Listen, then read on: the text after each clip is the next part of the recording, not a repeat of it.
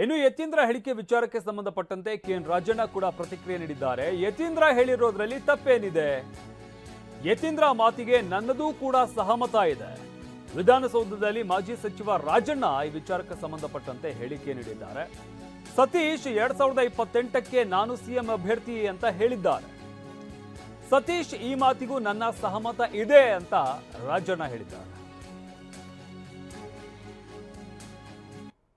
ಸಿದ್ದರಾಮಯ್ಯನವರ ನಂತರ ಅಹಿಂದ ಚಳವಳಿಯನ್ನ ಮುಂದುವರಿಸಲಿಕ್ಕೆ ಅವರು ಸಮ್ಮತರಿದ್ದಾರೆ. ಅವರು ಅದರ ನಾಯಕತ್ವ ವಹಿಸಬೇಕು ಅಂತಕ್ಕಂಥ ಮಾತು ಹೇಳಿರಲು ತಪ್ಪೇನಿದೆಯಪ್ಪ ಅದರಲ್ಲಿ? ಆ ಮಾತಿಗೆ ನಂದು ಕೂಡ ಸಹಮತ ಇದೆ. ಜೊತೆಯಲ್ಲಿ ಯಾರು ಸತೀಶ್ ಜಾರಕಿಹೊಳಿ ಅವರು ಕೂಡ ನಂದು ಈಗ ಯಾವುದೋ ಕ್ಲೈಮ್ ಇಲ್ಲ, 2028ಗೆ ನಾನು ಮುಖ್ಯಮಂತ್ರಿ ಅಭ್ಯರ್ಥಿ ಅಂತ ಹೇಳಿದ್ದಾರೆ. ಅದಕ್ಕೂ ನಮ್ಮ ಸಹಮತ ಇದೆ. ಸಿದ್ದರಾಮಯ್ಯನವರ ನಂತರ ಅಹಿಂದ ಚಳವಳಿಯನ್ನ ಮುಂದುವರಿಸಲಿಕ್ಕೆ ಅವರು ಸಮ್ಮತರಿದ್ದಾರೆ. ಅವರು ಅದರ ನಾಯಕತ್ವ ವಹಿಸಬೇಕು ಅಂತಕ್ಕಂಥ ಮಾತು ಹೇಳಿರಲು ತಪ್ಪೇನಿದೆಯಪ್ಪ ಅದರಲ್ಲಿ? ಆ ಮಾತಿಗೆ ನಂದು ಕೂಡ ಸಹಮತ ಇದೆ. ಜೊತೆಯಲ್ಲಿ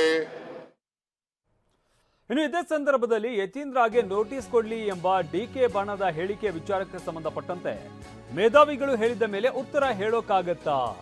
ಮೇಧಾವಿಗಳ ತೀರ್ಮಾನ ನಡೆಯಲಿ ಅಂತ ರಾಜಣ್ಣ ವ್ಯಂಗ್ಯವಾಡಿದ್ದಾರೆ. ವಿಧಾನಸೌಧದಲ್ಲಿ ಮಾಜಿ ಸಚಿವ ಕೆಎನ್ ರಾಜಣ್ಣ ಲೇವಡಿ ಮಾಡಿದ್ದಾರೆ. ಯತೀಂದ್ರಗೆ ನೋಟಿಸ್ ಕೊಡಬೇಕು ಅನ್ನೋ ವಿಚಾರಕ್ಕೆ ಸಂಬಂಧಪಟ್ಟಂತೆ ಸರ್, ಈಗ ಯತೀಂದ್ರ ಅವರ ಮೇಲೆ ಕ್ರಮ ಆಗ್ಬೇಕು ಅಂತ ಒಂದಷ್ಟು ಒತ್ತಡ ಬರ್ತಾ ಇದೆ ಡಿ ಕೆ ಶಿವಕುಮಾರ್ ಅವ್ರ ಟೀಮ್ ನಿಂದ ಅಂತ ಸರ್. ಯಾಕೆ ಹಿಂದೆ ಮಾತಾಡಿದಾಗ ಒತ್ತಡ ಈಗ ನೋಟಿಸ್ ಕೊಟ್ರು.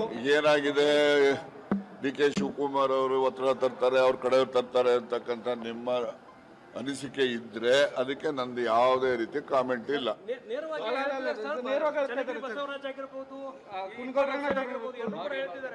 ಏನಂತ ಯಾರು ಯತೀಂದ್ರ ಅವ್ರಿಗ?